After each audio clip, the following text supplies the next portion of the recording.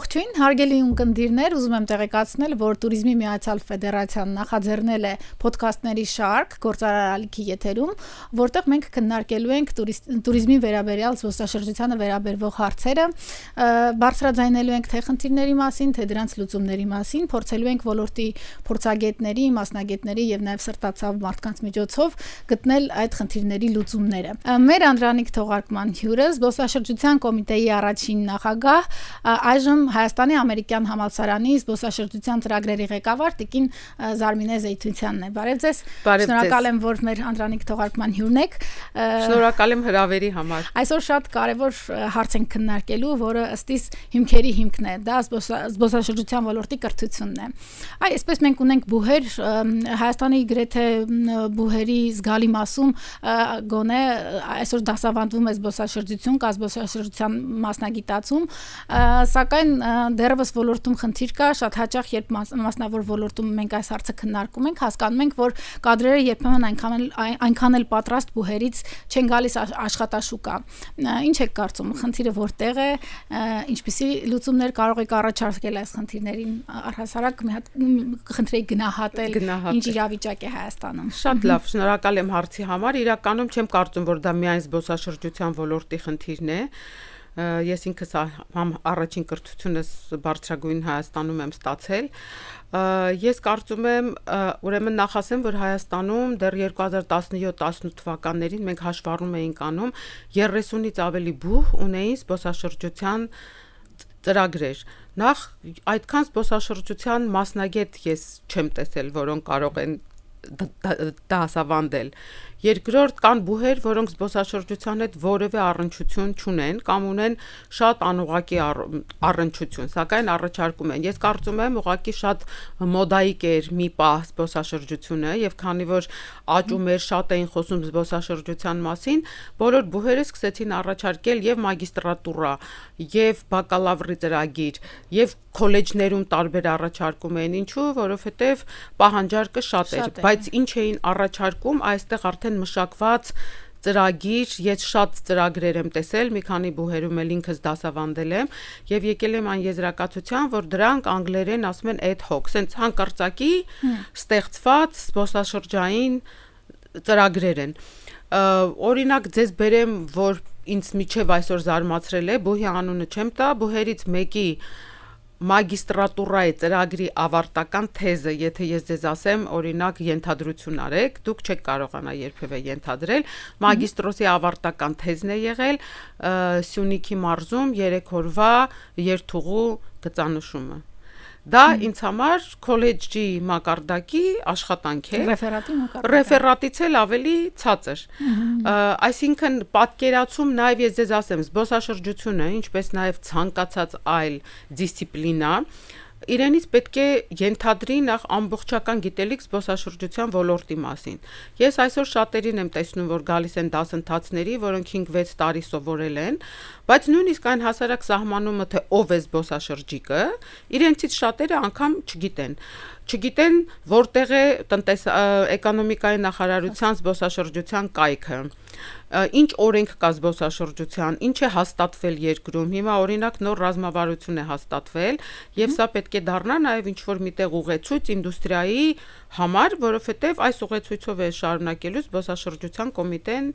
ապագա 5 տարին։ Չկա համակարգված մոտեցում, համակարգված մտածելու մոտեցում։ Օրինակ, ես նույնիսկ երբ գնում եմ մարզեր տրեյնինգներ անելու, իսկ ես շատ եմ անում, ես մի վարժություն եմ անում, որպեսզի մեր հասարակությունը նաև հասկանա, թե ինչի համար գոյություն ունի պետական մարմինը, ինչ կարելի է ակնկալել պետական մարմնից, ինչ պիտի ակնկալել մասնավորից, եւ շատ հաճախ հատկացնում եմ որևէ բյուջե, տալիս եմ որևէ ռազմավարական նպատակ եւ իրենց 2 ժամ թողնում եմ, որպեսզի խմբերով ինչպիսի քայլեր կարելի է անել, ինչպիսի ռազմավարական նպատակներ ու խնդիրներ դնել, որպեսզի այդ բյուջեն օգտագործելով հասնել ամենաբարձր արդյունքի։ Մեր բուհերում ավելի այդ հորիզոնական գիտելիքն է, այսինքն իրար կպած նյութերի ուսումնասիրություն, ինչպես այդ ամենը կապել իրար հետ։ Սա առաջին հարցն է։ Երկրորդը, ես կարծում եմ, շատ կարևոր պրակտիկայի հարց, այստեղ առաջին մասը ես խոսում եի նրա մասին, որ անկախ նրանից որտեղ կաշխատի ուսանողը հետագայում, կաշխատի հյուրանոցում, թե տուրօպերատորի, թե դեստինացիայի կառավարման կազմակերպություն կա այսօր, միջազգային կազմակերպություններն են տուրիզմի էքսպերտներ փնտրում, զբոսաշրջության կոմիտե կա, ի վերջո կա ձեր ֆեդերացիան, կա զբոսաշրջության ֆեդերացիան, աշխատանքներ կան, բայց համալսարանները կամ ինստիտուտները այդ մասնագիտություններին նախ առաջին հերթին չեն պատրաստում, տալիս են ընդհանուր գիտելիքներ, բայց այդ ընդհանուր գիտելիքներն էլ չեն տալիս այնպես, որը մարդ պատրաստ լինի, օրինակ զբոսաշրջության քաղաքականություն մշակել։ Լավ, հոթելում աշխատելու համար չէ, ինքը ընտրի մարդը։ Ես այցելել էի Գլիոն ու Լերոշ, Շվեյցարիայի լավագույն համալսարանները հյուրընկալության, որտեղ մի սեմեստրը 40,000 եվրո է։ Ինչ է անում բակալավրի ուսանողը։ Բակալավրի ուսանողը սովորում է ինչպես հավաքել սենյակը, այնտեղ սենյակներ կան եւ բաներ կան, ուղեցույցներ, մտնել առաջի 2 րոպեն, որտեղից է սկսում անկողնուց, հետո պետքարանից, այսինքն 40,000 է վճարում, դուք պատկերացնում եք Հայաստանում տնողը օրինակի համար երեխայի համար մեծ գումար մճարի, որպեսի բուհ ընդունվի եւ ասეთ, որ եթե ուզում եք ձեր երեխան հետո դառնալ հյուրանոցի տնօրեն, ինքը պիտի կարողանա աշխատել եւ խոհանոցում, պիտի մաքրի խոհանոցը, պիտի մաքրի զուգարանը, պիտի սովորի ինչպես մաքրել սենյակ ու դրա համար 40,000 եվրո եք տալիս։ Այսինքն չկա թե պրակտիկ մասը, կա թեորիան, բայց թեորիան կա ընդամենը տեղեկությունների միասնություն, բայց չկա անալիտիկ մոտեցում։ Չէ, վերլուծական մոտեցում իսկապես չկա, այո։ Եվ միայն զբոսաշրջության մասին չեմ խոսում, Քավլիցի, որևէ ձևով չեմ ուզում անդրադառնալ, ընդհանրապես մեր կրթական համակարգի, ես ինքս էլ եմ այդ կրթական մակարդակի արդյունքը, որը հետագայում իհարկե իր կրթությունը արդեն արտասահմանում եմ ստացել ու նոր եմ հասկացել, որ ինչքան գիտելիք է մեզ տրվել, բայց այդ գիտելիքը մեր մեջ չի մնացել, որտեղ որևէ ձևով չեն թողել, չի եղել համակարգը այնպես, որ մենք դա մարսենք, դա օգտագործենք, դա կիրառենք, դա ավարտական աշխատանք դարձնենք, այդ մոտեցումը ես չեմ տեսել։ Շատ հաճախ նաև տեսանկյուն է հնչում, որ այս դեպքում կարելի է ստանալ այլ մասնագիտություն եւ պրակտիկայում գործում սովորել туриզմը։ Դուք այս տեսանկյունին կողմ եք, թե ամեն դեպքում կարծում եք, որ туриզմը այն մասնագիտությունն է, որ երկար տարիներ պետք է սովորել, հմտանալ եւ նոր կարողանալ աշխատաշուկա մտնել։ Ասում եմ պատասխանեմ ինչպես անկեղծ, թե ոչ անկեղծ կատակ եմ անում, անկեղծ։ Ես կարծում եմ իրականում կոնկրետ, եթե ընդամենը օրինակ պիտի տուրօպերատորի մոտ աշխատես, ես չեմ որևէ ձևով նորից թերագնահատում, շատ կարևոր աշխատանք է, թե տուրօպերատորի մոտ պիտի աշխատես, թե հյուրանոցում պիտի աշխատես, քո առաջին կրթությունը կարող է լինել մի այլ կրթություն, նույնիսկ ավելի լավ է, որ լինի այլ կրթություն, լեզու, սոցիոլոգիա, հոգեբանություն, որովհետև զբոսաշրջությունը մարքեթինգ, PR, տնտեսագիտություն, հաշվապահություն, ուրեմն զբոսաշրջության մեջ ներառվում է այդ ամեն ինչը։ Եթե դու ունես այդ ուրեմն գիտելիքներից որևէ մեկը, զբոսաշրջությունը այդ rocket science չի, ինչպես ասում են, այսինքն այդ մաքուր դատարկ գիտությունը չի, ճշգրիտ գիտությունը չի, բայց իհարկե դասընթացներ, իմանալ ինչ է ընդհանուր զբոսաշրջությունը, որովհետև զբոսաշրջությունը իմ կարծիքով, ես հիմա թեմայի չշեղվեմ, ինքը տնտեսական զարգացման գործիք է, ինքը ինքնստինքյան նախ տնտեսական զարգացման գործիք է, երկրորդ իմ կարծիքով հանրային դիվանագիտության ամենակարևոր գործիքներից մեկն է։ Ես երբեմն հումորով ասում եմ, որ գիտերը նաև երկրորդ դեսպաններն են, որովհետև եթե դեսպանները այսպես պաշտոնական մակարդակում են երկիրը, պետությունը ներկայացնում քաղաքականությունը, գիտերներ ներկայացնում են ոչ պաշտոնական մակարդակում զբոսաշրջիկներին։ Իհարկե, զբոսաշրջությունը քաղաքականություն է, եթե ամեն երկիր այցելած եւ գնացած զբոսաշրջիկը մեր նպատակը լինի, որ դառնա մեր դեսպանը։ Դրա համար ես ավելի այդ բառեր կա, որ անգլերեն եմ ասում, միասին կթարգմանենք emotional intelligence, այսինքն զգացմունքային ինտելեկտը, ազգային ինքնության զգացողությունը, այ որը պիտի ավելի շատ ես բուհերում եւ այլն կտայի այդ ազգային ինքնության զգացողությունը, որովհետեւ որ սա միայն կոմերցիա չէ, սրա մեջ դու ամեն մեկս ունենք մեր դերը, որպեսի մարդը հեռանա այստեղից, դառնալով Հայաստանի դեսպան է, այնպես որ պատասխանելով ձեր հարցին, եթե իհարկե շատ լավ կլինի, եթե հենց զբոսաշրջային լինի կրթությունը, որտեղ մեջ ամեն ինչ է մտնում, պատմություն, աշխարհագրություն, տնտեսագիտություն, մի կարևոր բան էլ ասեմ, եթե մանավանդ որևէ մեկը աշխատում է թե տուրօպերատորի, ուրեմն տուրօպերատորի մոտ, թե աշխատում է հյուրանոցում, հաճախ կարծում են, որ իրենց մաթեմատիկա, հաշվապահություն, ֆինանս գիտելիքը հարկավոր չէ, ասում են հաշվապահ ունեմ, կանեմ։ Օրինակ մեր ծրագրում ցավոք սրտի ուսանողների 90%-ը գալիս է հումանիտար գիտություններից, լեզուների, ամերիկյան համալսարան հիմնականում ֆակուլտետ, ուրեմն բոլորը լեզուներից են, հենց ասում են, որ պետք է հաշվապահություն անցնենք, երևի եթե 20 հոգի գալիս է ինտերվյու, 10 հոգին արդեն մաղվում է, բայց այն 10 հոգին տանջալից անցնում են հաշվապահություն, հետո ֆինանսներ, սկզբից էլ մի հատ մաթեմատիկա ինտեգրալով, որ մի հատ սա ուղեղի կառուցվածք է։ Այդ ուղեղի կառուցվածքը եթե չունես, լեզուները միայն բավարար չեն, այսինքն ինքը պիտի մանավանդ շատերը ուզում են հետո իրենց սեփական բիզնեսը ունենալ, բայց երբ արդեն առարկան ավարտում վերջացնում են, մյուս ուրեմն կիսամյակ իրենց ասում եմ ինչպես էր, բոլորի դեմքի վրա կարծես մի այդ ապարատը, որ բանի ես գցում, չէ, ֆոկուսի ես գցում, ոնց որ ուղեղների մեջ ինչ-որ մի բան ընկել է ֆոկուսի, որովհետև ես կարծում եմ այդ աջ ու ձախ կիսագնդերի միասնությունը կարևոր է, նորից սա կոնկրետ զբոսաշրջության մասին չի, բոլոր դիսցիպլինաների մասին է։ Այդ տեսանկյունը ես շատ եմ գործատուներից լսել, երբ հաճախ աշխատակցին բիզնեսում ասում են փաթեթը կազմելիս հաշվապահորեն չես մտածել, այսինքն կատարել է մի հաշվարկ, որ երբեմն չի համընկնում հաշվապահությանը, ֆինանսների հետ, եւ դա իսկապես շատ կարևոր է։ Ես մասնագիտացումների մասն էլ կուզեի խոսել։ Այսպես հստակ մասնագիտացում մի տեսակ բուհերը չեն տալիս։ Այսինքն երբեմն նույնիսկ ես օպերատորների մեջ մոտ գովազդներ եմ տեսնում, տուրիստական ընկերությունների մոտ գովազդներ եմ տեսնում, իրենց մասնագետներին մեկը կոչում է տուր մենեջեր, մեկը կոչում է տուր օպերատոր, մյուսը կոչում է, չգիտեմ, տուր մասնագետ, պարզապես մեկը փորձագետ, մեկը խորհրդատու եւ այսպես էլ հստակ մասնագիտացում կարծես թե բուհը չի տալիս, որ մարդը դուրս գա եւ աշխատաշուկային համապատասխան ինքը ունենա մասնագիտացում եւ տեսնի գործի հայտարարություն օրինակ եւ տեսնի որ դա իր մասնագիտացմամբ է գնա դիմի եւ ընդունվի աշխատանքի։ Ես գիտեք ինչպես կանեի մանավանդ բակալավրի, ինչպես օրինակ Ամերիկայում Միացյալ Նահանգներում է, այստեղ էլ երևի կա նման բաներ, առաջին 2 տարին ես կանեի ընդհանուր զբոսաշրջության հետ կապված գիտելիքներ, զբոսաշրջության հերացություն, զբոսաշրջության քաղաքականություն, աշխարհագրությունը, պատմությունը, ինչ որ պիտի իմանանք մենք։ Եվ արդեն երկրորդ տարուց հետո կտայի նաև կոնկրետ մասնագիտացումներ։ Գուցե ինչ որ բուհեր ունեն, ես գիտեմ որ կան, բայց ինչու են այնտեղից դուրս գալիս ուսանողներ, որոնք միևնույն է աշխատանքի պատրաստ չեն։ Հիմա զբոսաշրջության կոմիտեն ստեղծել է, նախաձեռնությամբ ստեղծվել է դասախոսների ակումբ։ Ես էլ այդ ակումբի մասնամ եմ եւ շատ ուրախ եմ, որ անդամ եմ, որովհետեւ շատ հետաքրքիր եւ պրոֆեսիոնալ մասնագետներ են հավաքված եւ կարծում եմ այդ խմբի ստեղծման հենց նպատակն է, որ կարողանանք այնպես անել, որ ուսումնական process-ը եւ այն ինչ որ պահանջում է աշխատատուն գոնե ինչ որ միտեղ գան իրար հետ հատվեն։ Իհարկե հաճախ կարծում եք դա պրակտիկ մոտեցում է։ Ես կարծում եմ, որ կօգնի, եթե մենք նաեւ գործատուների հրավիրենք այդ ժողովներին, որոնք ասեն թե իրենց ինչպիսի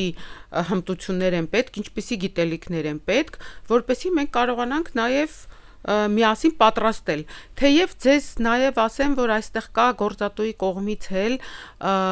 գուցե ոչ շատ ռեալիստական սպասումներ, որ ես չգիտեմ, հենց եթե կոնկրետ տուր փաթեթի օրինակ հաշվելու մասին է, այո, եթե իրենք անցնեն պրակտիկա, անցնեն եւ այլն, ես կարծում եմ դա ոչ թե պիտի լինի абստրակտ փաթեթ, այլ պիտի լինի հաշվարկով, հաշվապահությամբ, ամեն րոպեն հաշված, իրական մատակարարների հետ շփված, իրական գներ հաշված, այսինքն այդ դեպքում գուցե, բայց ընդամենը երթուղի այդ ցանկացած ուզում եք այսօր մեկին կանգնենք, ասենք ուր գնանք,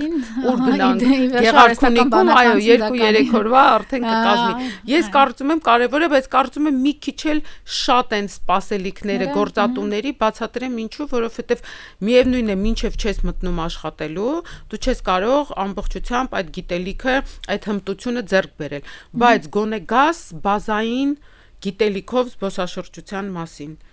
Եվ նաև նորից եմ ասում, այսօր շատերը հպարտանում են, որ զբոսաշրջության ոլորտում մագիստրատուրա ունեն, երբ իրենց թեզը եղել է 3 օրվա տուրը եւ այդպիսի մարդն էլ արդեն մտածում է ինքը մագիստրատուրա ունի, ինչի պիտի գնա տուր օպերատորի մոտ եւ աշխատի տուր մենեջեր օրինակի համար։ Սա էլ ուրիշ խնդիր է։ Այո, մի բան էլ մի նկատառում էլ ունեմ, երբ որ Երևանի քաղաքապետարանում այսպես մենք մեզ մոտ պրակտիկանտներ էին գալիս տարբեր բուհերից, շատ հաճախ նույն հարցի վերաբերյալ երեխաները կատեգորիկ տարբեր գիտելիք էին ստացել։ Այսինքն մեկը ասում էր մի բան, մյուսը հակասում էր, ասում էր ոչ այդպես չի, մեզ այսպես են ասել, եւ կողքից տպավորություն էր, որ մի հարցի վերաբերյալ կատեգորիկ ճշգրտված գիտելիք չի տրվում, կատեգորիկ տարբեր կարծիքներ են տալիս։ Այս առումով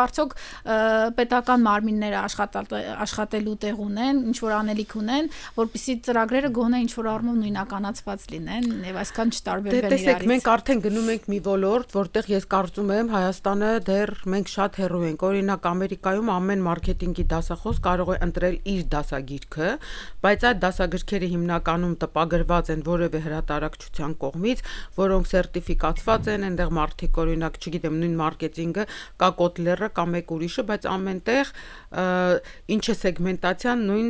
ձևով է նկարագրված կամ ինչ է գովազդը նույն ձևով է նկարագրված։ Հայաստանում այսօր նույնիսկ հայերեն նորմալ դասագիրք չկա իրականում հայերեն ես չեմ տեսել դեռ զբոսաշրջության մասին դասագիրք նույնիսկ գաղափար կար UN Tourism-ը ունի շատ հետաքրքիր դասագրքեր չեն ուղեցույցեր են ես իրենց հետ կապվել էի որ կուզենանք ձեզանից լիցենզիան վերցնել եւ դրանք թարգմանել որպես ուղեցույցներ որոնք գոնե մեր բուհերում օգտագործվեն որտեվ Տերմինաբանությունը չկա հայերեն, այսինքն ամեն մեկս օգտագործում ենք, չէ, ինչ որ ուզում ենք, չկա որևէ ավիացիայի տերմինաբանությունն է իսկապես չկա իրականում տերմինաբանություն, չգիտենք ինչ դասագրքերով են սովորում, ռուսերեն, անգլերեն, հայերեն, դրա համար էլ խառը ես ավելին ասեմ, նույնիսկ այն հասարակ բանը UN-ի սահմանումը թե ով է զբոսաշրջիկը, իրականում հա սովորեցնում են, ասում են, բայց շատ հաճախ եմ ես լսում, շատ հետաքրքիր մեկնաբանություններ, որ ով ասեց է, որ օրինակ Սփյուռքահայ զբոսաշրջիկ ասում եմ, ես ամեն ինչ կարող եմ ասել, կա օրենք, կա ընդունված համակարգ, որը պիտի օգտագործվի։ Հիմա ես կարծում եմ մենք հայերս նաև մի քիչ անձնական իգոյի խնդիրներ էլ ունենք եւ քանի որ դասագիրք չկա, մեզնից շատերը իրենց կարծիքը ունեն եւ այդ կարծիքը նաև դու կարող ես կարծիք ունենալ արդեն հաստատված փաստի վրա կամ հաստատված ֆորմուլայի վրա, բայց եթե չկա այդ ֆորմուլան, ապա դու նաև ազատ ես ինչ կարծիք ունես հայտնելու։ Այս առումով ես կարծում եմ միայն նորից դա տուրիզմին չի վերաբերվում, հայերեն մի քանի լուրջ դասագրքեր են պետք, գուցե հենց թարգմանված, անպայման չի, որ դա հայ դասագիրք ստեղծողները անեն, բայց թարգմանվեն մի քանի դասագրքեր եւ հայերեն, որպեսզի բոլոր բուհերում, օրինակ տուրիզմի ներածություն կամ տուրիզմի քաղաքականություն կամ տուրիզմի տնտեսություն անցնեն նույն կերպ, բայց սա չեմ կարող ասել այսօր ում դերը պիտի լինի, գուցե պիտի լինի այս դասախոսների ակումբի գործողություններից մեկը կամ նախաձեռնություններից մեկը, որի համար կարելի է եւ ստանալ գրանտ կամ դիմել զբոսաշրջության կոմիտեին եւ մի քանի այդպիսի նախաձեռնություններ անել։ Այ մի բանի մասին էլ կուզեի խոսել։ Տեսեք, մենք ունենք բուհ ճարտարագիտական համալսարանը, որը ինժեներական կրթություն է տալիս եւ ունի զբոսաշրջության ֆակուլտետ, օրինակ ես ակնկալում եի, որ այնտեղ հենց թվայնացնելը պետք է առաջնահերթ լինի, այսինքն զբոսաշրջային պրոդուկտը թվայնացնելը, բայց տեսնում եմ, որ ցավոք սրտի մեզ մոտ չկան այն մասնագետները, ովքեր կթվայնացնեն զբոսաշրջային պրոդուկտը եւ ըստ էության մենք այդպես թվայնացված պրոդուկտ չունենք էլ։ Իհարկե խոսում ենք թվայնացումից կան տարբեր application-ներ, հավելվածներ, լինում են դեպքեր, երբ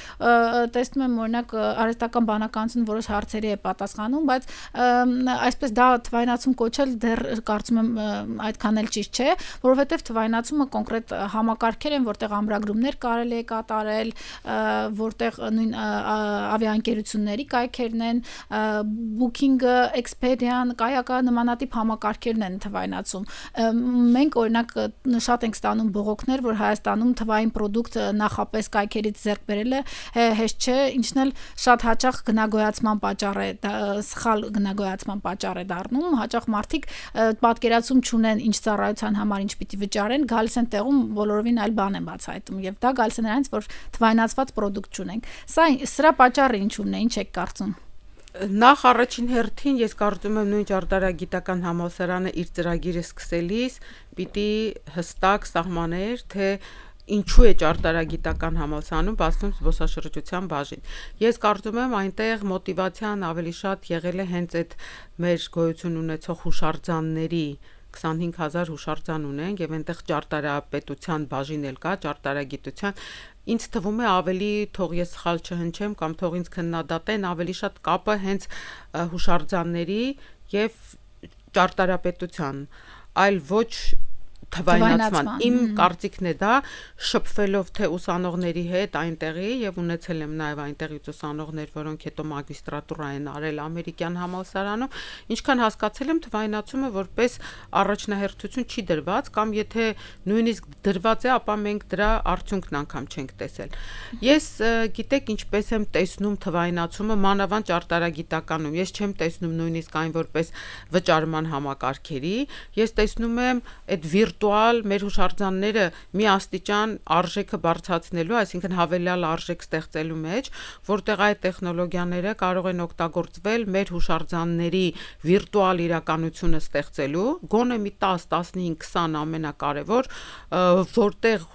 զբոսաշրջիկը կտեսնի ոչ միայն, ասենք, ավերակ քարերի կույտը կամ ընդամենը շինությունը կամ հուշարձանը, այլ նաև կկարողանա ինտերակտիվ շփվել, թե ինչ է եղել այդ շինության մեջ։ Օրինակ հռոմեական բաղնիքներում դու կարող ես հեռախոսը պահել եւ ականջակալներով լսել շատ հետաքրքիր խորհրդավոր երաժշտություն եւ ցույց է տրվում, թե ինչպիսին է եղել բաղնիքը, հետո երկրաշարժի ժամանակ ինչպես է ամբողջովին քանդվել, հետո նորից ինչպես է եղել, ինչպես է հոսել ջուրը, ինչպես են մարդիկ այնտեղ իրար հետ շփվել, այսինքն դու կինո դիտում ես անում հենց տեղում հռոմեական բաղնիքներում, այսինքն դու տեղում կանգնած մի աստիճան բարձր արդեն վիրտուալ իրականություն ես, հա, տեսնում։ Ես այսօր կտեսնեի այդ բուհի նպատակը ստեղծե այնպեսի ուսանողներ տալ, որոնք կկարողանան այդ վիրտուալ իրականության գործիքները ստեղծել։ Իսկ մնացած մեր թվայնացման համակարգերի մասին կարծում եմ մեր առաջին հերթին մատակարարները, business supplier-ները իրենք պատրաստ չեն թվայնացման։ 2 օր առաջ մեկի հետ էի խոսում, նույնիսկ իրենք կայք ունեին, ասում եմ կայք ունեք, ինքը չգիտեր ինչ է կայք, ասա չէ կայք չունենք Facebook-ի էջը, հետո մտա տեսա որ կայք ունեն, ինքը նույնիսկ չգիտի կայք էջ բառը ինչ է նշանակում։ Չեմ ասում որ կայք էջերն էլ հիմնականում այսպես ուղղակի որոշակի ինֆորմացիա տագործունեցան մասին որոշակի ինֆորմացիա են տալիս, բայց բավականին պրակտիկ չեն։ Թեև ձեզ մի բան ասեմ, որ Հայաստանում շատ application-ներ է ստեղծվում, հավելվածներ, ամերիկյանում մի բաժին կա կոչվում է Epic, օրինակ իմ ուսանողներից մեկը այնտեղ ստեղծել էր հավելված տուրգիդերի համար, որպեսի տուրգիդերը 15 հոգու խմբերին ոչ թե գոռան բղավեն, այլ application լինի, եւ ինձ խնդրեց, որ մի քանի հոգու անուն տան, որպեսի փորձարկի, եւ ասեց մենք չենք շարունակելու, որտեվ տուրգիդերի շրջանում, տուրօպերատորների ոչ ոքի շրջանում պահանջարկը չկար, այսինքն այստեղ միայն առաջարկի մասին չի, շատ հետաքրքիր ծրագիր էր, ես նույնիսկ իր հետ կապը պահում եմ, որ հետագայում եթե ինձ դա պետք լինի, ես իրեն օգնեմ, որ այդ application-ը, ես իրենց ոնց որ մենտորն էի եւ նմանատիպ ծրագրեր շատ են ստեղծվում, ասեմ ձեզ ինձ երկու խնդիր կա, երբ դու տեղական հավելված ես ստեղծում եւ այդ տեղական հավելվածը մրցակցում է Booking-ի, Expedia-ի, Trip.com-ի, Viator-ի, TripAdvisor-ի հետ, ես դրա ճիշտն ասեմ կարիքը չեմ տեսնում, եթե մի այլ ավելի հետաքրքիր բան չի ստեղծվում, ինչու համար այդ մյուս հավելվածները կամ կայքերը արդեն մեր փոխարեն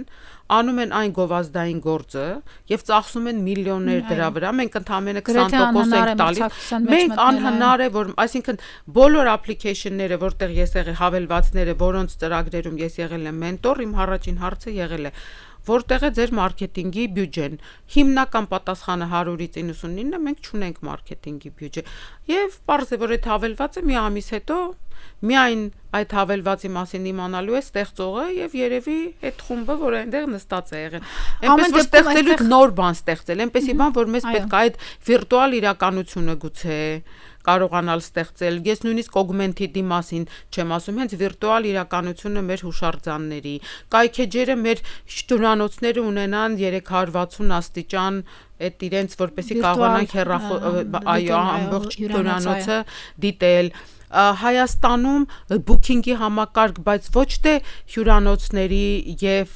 ռեստորանների, այլ փորձառությունների, այն բոլոր փոքր բիզնեսների, որոնց համար, ինչպես դուք ասում եք, զբոսաշրջիկի պիտի առանձին կապվի, չկա նման հարթակ օրինակ։ Ես երկար մտածել եմ էլի այդպիսի հարթակի մասին, թե ինչքան պետքական կլինի, մանավանդ ըստ հետազոտությունների, այսօր Հայաստան 90%-ից ավել անհատապես են մտնում երկիր։ Ես պատկերացնում եմ, թե ինչ անօգնական վիճակ բայց անկեղծ ասեմ զբոսաշրջության ռազմավարության մեջ ես որոշակի փոքր ներդրում եմ ունեցել կա նաև բաժին հենց անհատ զբոսաշրջիկի համար նմանատիպ հավելվածներ ստեղծելու որպեսզի ինքը կարողանա նաև ինքնուրույն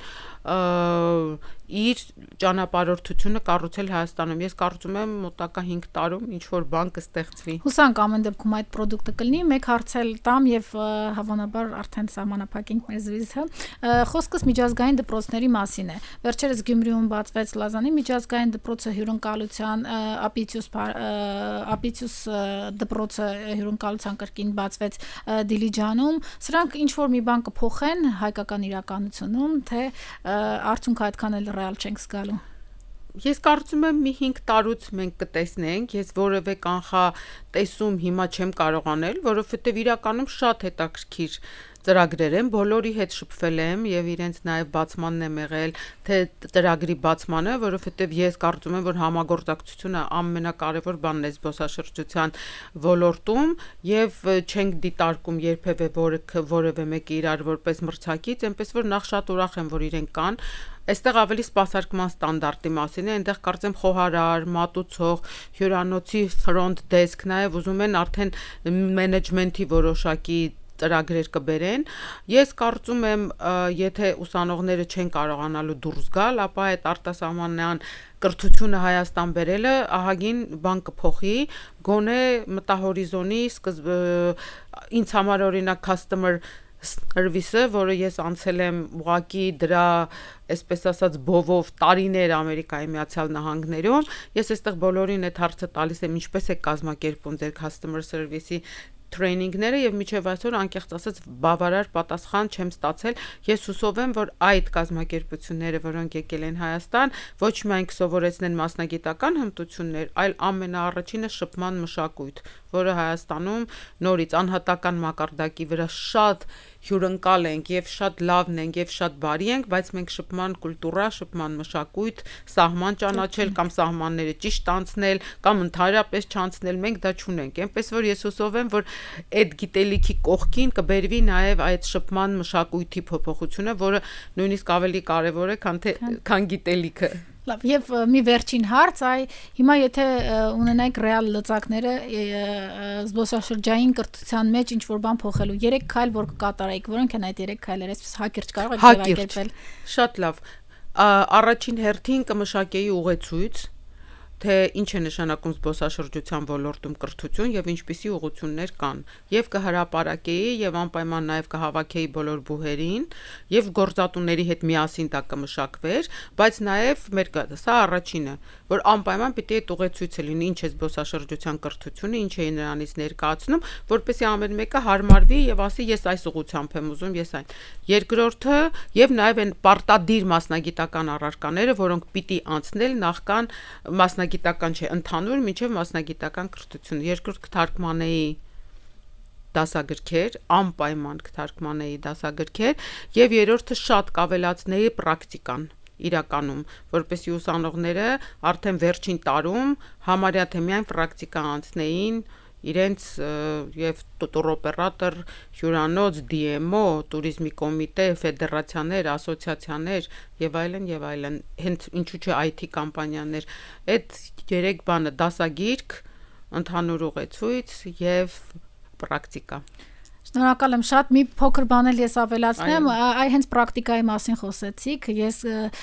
պիտի մեր պետական համակարգին, մեր ասոցիացիաներին, ֆեդերացիաներին, նաև մասնավոր ընկերություններին խնդրեմ ավելի բաց լինել գիտելիքը փոխանցելու հարցում եւ սիրով ընդունել, սիրով փոխանցել գիտելիքը ուսանողներին, որտեղ նաև գիտեմ շատ հաճախ այս խնդիրը կա,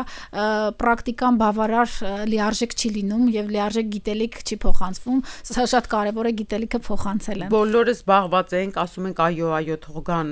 ինտերները, ստաժորները, մենք իրենց կօգնենք, հետո գալիս են եւ մենք ժամանակ չենք ունենում իրենցով զբաղվելու։ Դա խնդիր է։